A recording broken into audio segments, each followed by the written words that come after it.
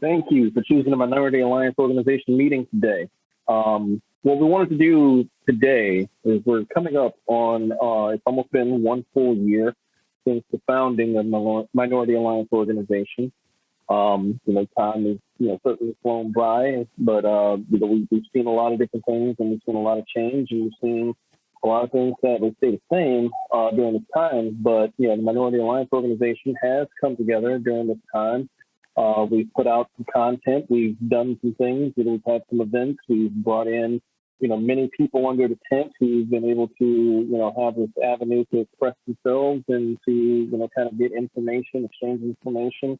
We've highlighted a couple of small businesses, and we continue to do that. We've had evolution, not just with webcasts like this one, but Minority Mondays, where we'll be able to put out some information and help people gain a little bit of financial and economic literacy.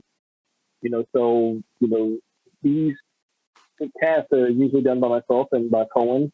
And what I wanted to do today is take a little bit of time out and actually, speak to Cohen and ask him a few questions, kind of interview style on, the Minority Alliance Organization and where he stands in the fight.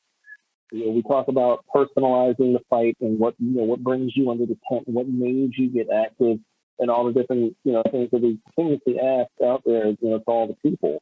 But, this is one of those ones where we get a chance and an opportunity to actually ask it, to each other. So I do have Cohen here, with me today as usual. And I want to take just a little bit of time out to ask a couple of questions and actually just get, your raw, opinion on this. This is not something that, we kind of set up beforehand. I just really wanted to kind of see, where you're at on a couple of things. So if you could, I want to go ahead and start you off with the first question that I have, which is, what was the trigger event that made you want to start an organization like this? Now, I would say personally with that question there, it wasn't a specific event or things of that nature. I would say, throughout my life, I've been blessed, I would say more so in the opportunity to meet a lot of different individuals with a lot of different backgrounds and, get to experience life from a lot of different points of views, if that makes a lot of sense. And, through that process, I got the opportunity to see the true difference between, certain groups of people, because as we say with the word minority, we don't leave the color or we don't leave minority to define a color with our organization. The Minority Alliance Organization is a group of people who feel, systemically they have not had the same opportunities, that others have had in life. So if you systemically or you feel that the system has put you in a position that you may not seen the same opportunities throughout your life, our goal is to be able to help and assist people in that manner, to have opportunities, any information that we come across, because there is tons of information out there, that everybody doesn't have the opportunity to learn growing up through school. I doubt most schools teach, a lot of this information. This isn't information that you're going to get, from one book. This isn't one information you're going to get from watching one video. But we try to, group all that stuff together in a lot of things that we do and a lot of the information that we post to our page, a lot of the information that we put out to our podcast so that, we can basically become a bridge and a place where people could find ways that we can better our own communities, which will help us reach in the long run that true level of equality that we're planning on reaching. That's fantastic. You spoke about equality at the end there, and equality is that's everything when it comes to what we're trying to do with everybody and help trying to bring a voice to marginalized communities. Obviously, you and I are both African American, so we speak from our own experience and speak from issues that have impacted us and impact our community. But we also, want to be an avenue for other minorities as well to reach that level of equality. So speaking of equality, I wanted to ask you kind of a key-part question. What is your definition of equality in America, and how would that be achieved? Now, I would say my definition of equality in America is, a true land of opportunity. And don't get me wrong, like, I do believe, the ideology of America where, if you work hard enough and you do the right things and save your money the correct way and things of that nature, that you will have these opportunities in life. And even with that, being said, that's still only for a certain group of people currently in America. So that's where we have our fight at because, people could work their whole lives, but they're only working at a job that's never going to give them, that true level of opportunity. So we need to make a easier stairway, a easier staircase for people to actually elevate in different areas and things of that nature and relearn a lot of the new tech that we may have in the country and a lot of these new occupations, especially within minority communities where even in school, you're not given the correct equipment because that school is underfunded and things of that nature to be as up to speed as people who are growing up in other sections where their schools get funded great and they have the technology to be able to teach their kids robotics programs and things of that nature. So guess what? Once they learn all those things, they're already a step ahead and it just continues the cycle of going. So when you ask me about what is true equality, true equality is where we finally get to the point where everybody has those same opportunities. And now that's not to say, certain people won't make certain decisions or anything in that situation, but you have to give everybody, no matter color, background, anything of that situation, you have to give everybody the same opportunity. And that's what equality is, if you ask me. And that's what future equality looks like in our country. Yeah, absolutely. Obviously, getting the level of, respect and opportunity that a person born American would be able to have the same type of access to. Not necessarily just of your, of your birth and of the financial situation surrounding your birth, but being able to have the exact same kind of opportunity, exact same doors be available to you to give you the choice on whether you're going to walk through it or not. We've seen a lot of people with tremendous talent, that we've never heard of and will never hear of because they fell through those cracks because they did not have those opportunities. That is not, I don't think, the definition of what equal opportunity is. Now, I'll say this much. I'll say this much, really quick, Marcus. There are tons of people who grow up in, uh, you know, lower impoverished areas who entrepreneurship minded. They're, that they're some of the top. They're some of the best that I've probably, ever had the opportunity to meet or see. Now, they may not have the opportunity to go get a true entrepreneurship loan and things of that nature. So that's already, if you're looking at it on a minuscule scale level and things of that nature, where there's not the capital in America currently, you have a lot of minority businesses failing after the COVID situation last year because there's not enough capital to keep these businesses going. So that's a true root problem. It's not the only problem, but that's one of the roots that we need to attack within the minority communities to see that level of equality trickle out throughout other areas in our community, our representation, and things of that nature. Absolutely. One of the things that, goes into helping a small business and a minority owned small business to keep going is the community itself.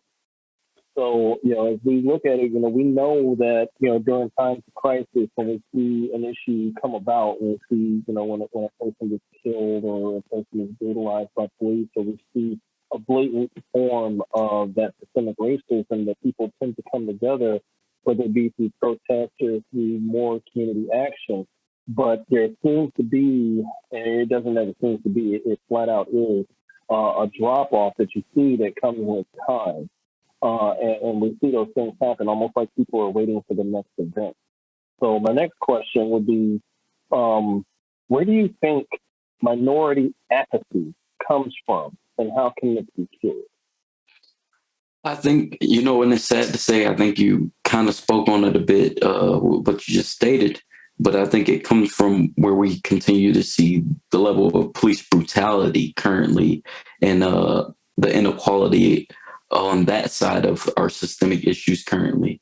I believe that's where the main push, I know, especially within the African American community, even we're looking at the Asian community recently with the different brutality acts that was going on within the Asian community, it tends to be a horrendous acts normally that get people up off their couch, that get people moving and actually out to protest the movement and things of that nature, especially when we're talking in African American communities in police brutality recently over the past year. It seems to take these certain events to get people to march out in the streets, to post on social media, to start to look deeper at the issues within our country that have affected us and plagued us from race and things of that nature.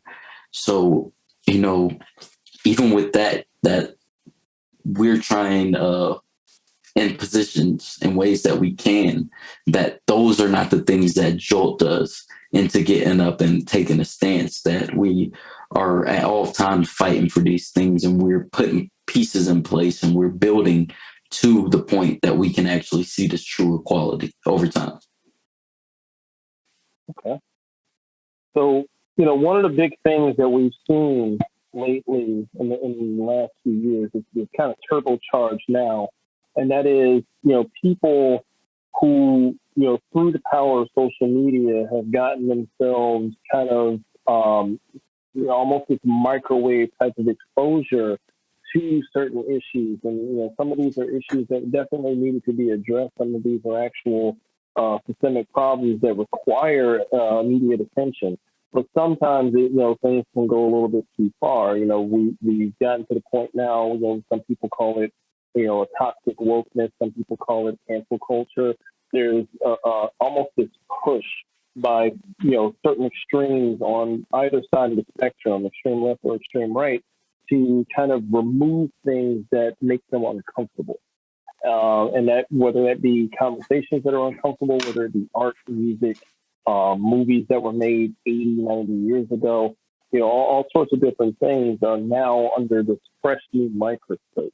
And it's all kind of done in the name of inclusion and equality, but it actually removes, in many cases, some of the things that have helped teach us what we now know today.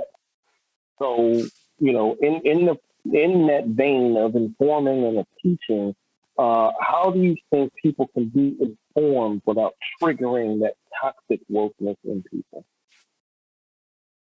Now, I mean, in today's level of social media and things of that nature, I think that, me and you, we constantly kind of pass ideas, I know, between each other to make sure it's certain things that won't be, too outlandish, we feel, or we try to stay more of a neutral type of opinion so that we're not sparking outrage, from one side or another.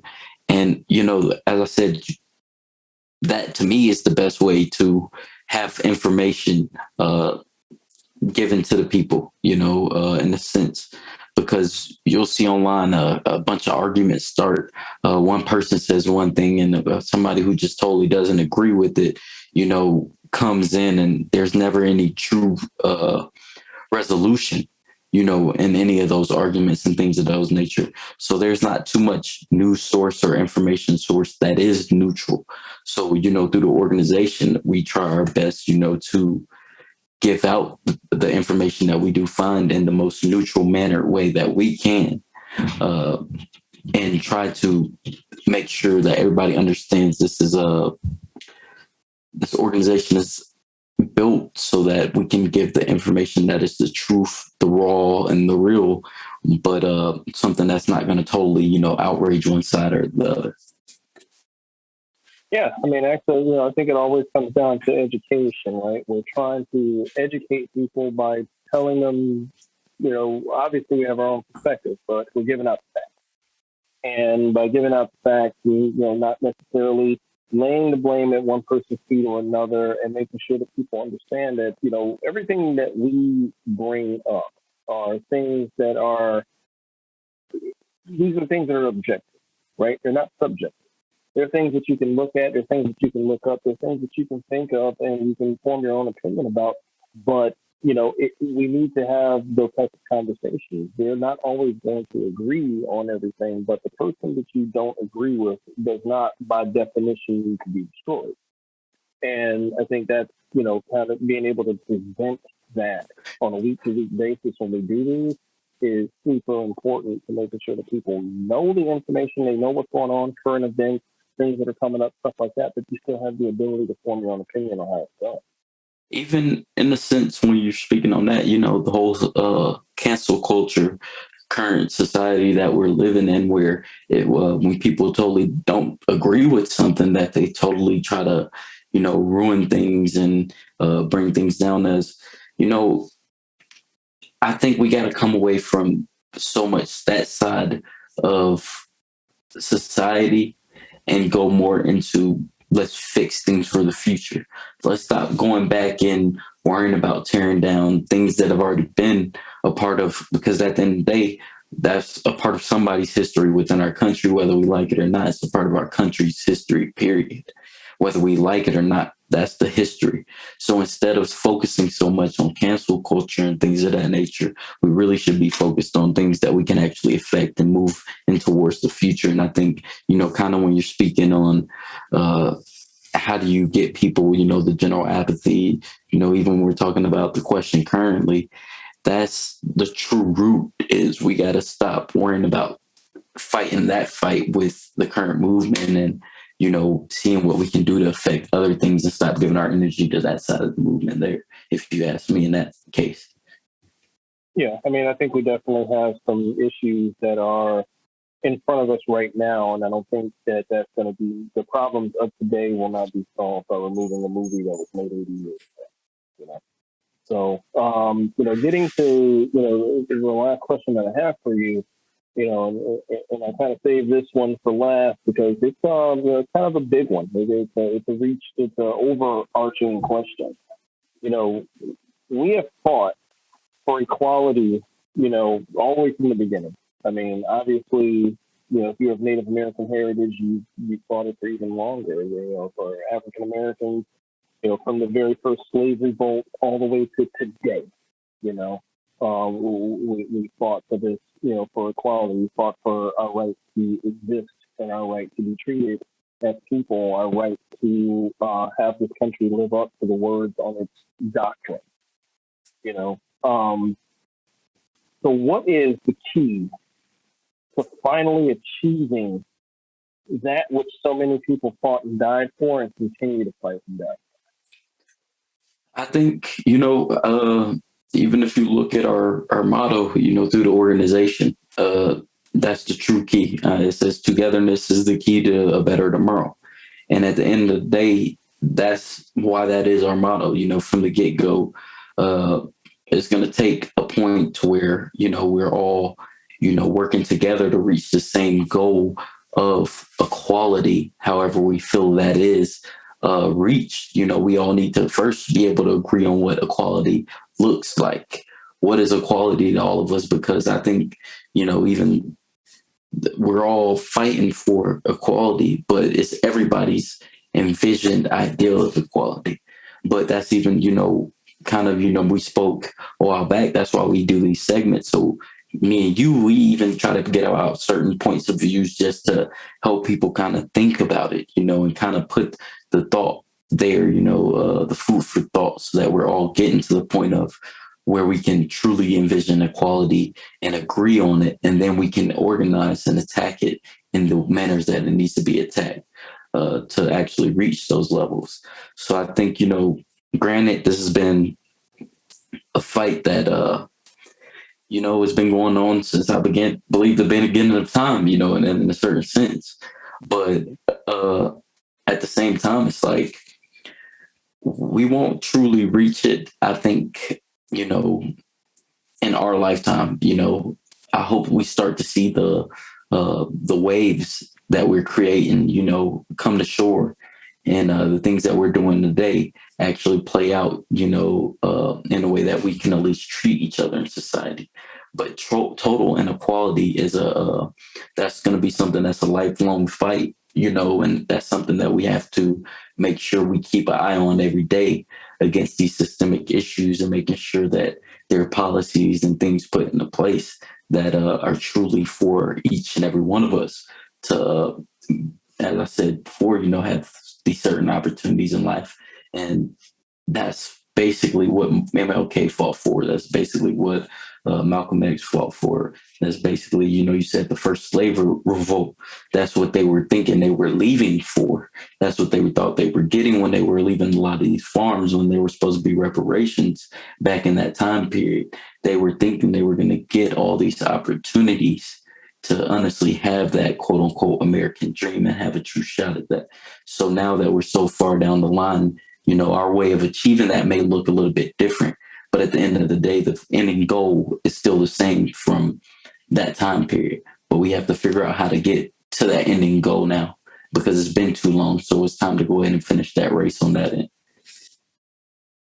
Absolutely. I mean, I think whenever I think about this, I always think about the fact that if I were to pull 10 people on the street, no matter what their ethnic background is, and I were to ask each of those 10 people what the word equality meant to them, I'm very likely going to get 10 answers. And I think that the reason that that is the case is because it's personal. Equality is a personal thing. And when you're looking at it for, you know, for an entire sector of people, regardless of what your status is, whatever marginalized group you currently belong to, it's not just what is equal for that group; it's what's equal for the individual. We have some general ideas that we understand, opportunity to, life, liberty, and the pursuit of happiness. I believe that is one of our written doctrines that was promised to all men, and to all women as well. So I think that's a good place to start. I think equal representation is a good place to start. Having an electorate that looks like our actual population. I think that's a good place to start. I think that being able to recognize that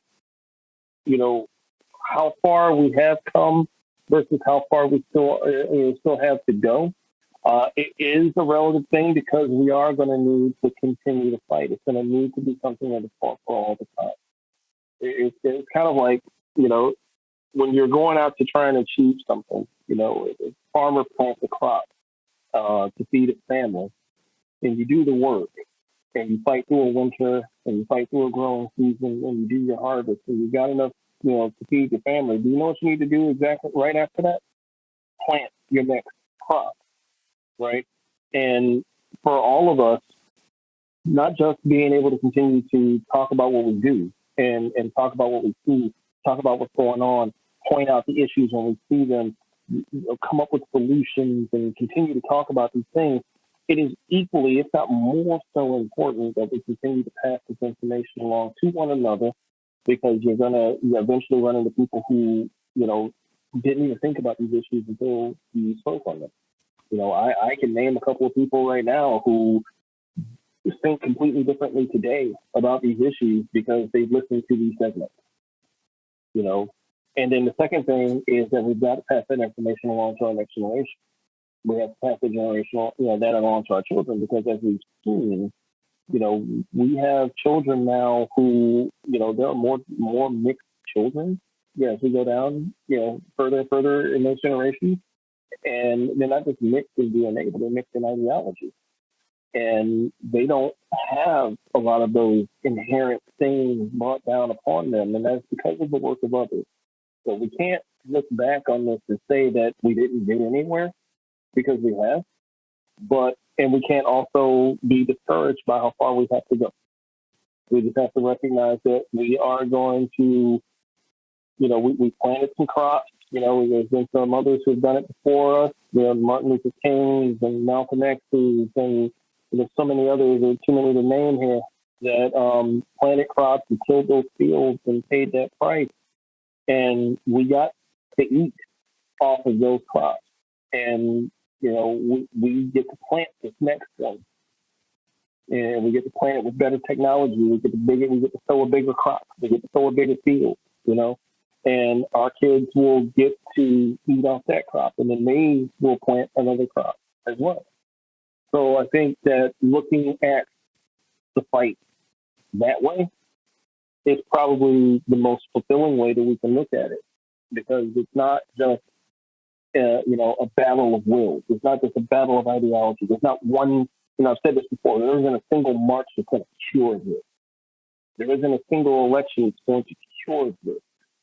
But continuing to speak on it, continuing to point out that information, and continuing to do the work and pass it on is, I think, going to be really that key to getting these things done. And, just to wrap up for myself today, I want to just say, I want to thank you personally, obviously, for starting this organization and putting these things together, because you have taken your own, ideas, put it to action. You put some of your own money behind this.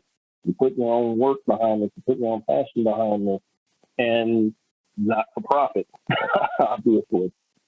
So, I definitely thank you for that, and also thank every member who, clicked the join button. Every single person who has clicked on an audience. Every single person who has clicked on a YouTube of these casts. Every single person who's posted. Every single person who's liked the post. Because each one of those things, again, is just continuously. Each one of those things is an act in itself. It is an act of defiance against the system that was built to keep the status quo. And each one of these things is a mark against that status quo. Each one of these things is a pushback, against that system, and gives us a chance to continue this dialogue and to continue pushing forward, so that we can continue to, kind of sow that crop. So that's pretty much all I got on that. Yes, sir. And I mean, as always, I kind of want to speak on, the fact we're still doing the contest, through the organization. That's kind of another reason why we kind of wanted to wrap around with this topic, other than we're coming up on a year of the original founding of this actual group and having these discussions and things of that sort. Is we're doing a contest where we ask every individual that's in our organization, what kind of brought them into the fight for equality.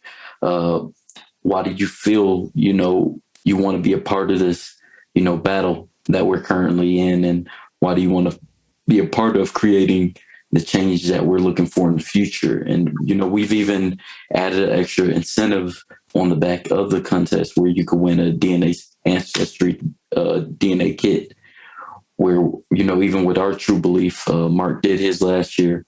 I need to at some point do mine, and, where we can truly see through ancestry that, we're all a part of this together. And at the end of the day, you're a piece of every little place, no matter whether you see it in a big sense or a small sense. And so at the end of the day, that's what our fight is, bringing the true reality and bringing true resolutions to issues and policies that we should be actually standing behind, and things we should be pushing for, and things we should be watching out for within our communities, if we are to reach the ending harvest, as Mark said, and the harvest that we're looking for over and over again in our lifetime, to continue being elevated and evolving to be a better solution for people who come from our similar backgrounds or look like us, in the sense of the word, and people who understand, that all we want for, everyone at the end of the day is the same opportunities across the board. Absolutely. So, again, please, participate, get those stories out there, let people know what it is that brought you to the fight. because there is going to be someone, I can guarantee you this, there's going to be someone out there who doesn't even know or doesn't even, think about it. They only think in the terms of how these things affect them personally, and they don't get a chance, to they'll get that chance, they'll get that opportunity to to see what you put out there, and it motivates them to get involved. So make sure that you do that. And, as we end all of these, make sure you take care of each other out there. Keep your eyes open, your ears open, and be ready to participate.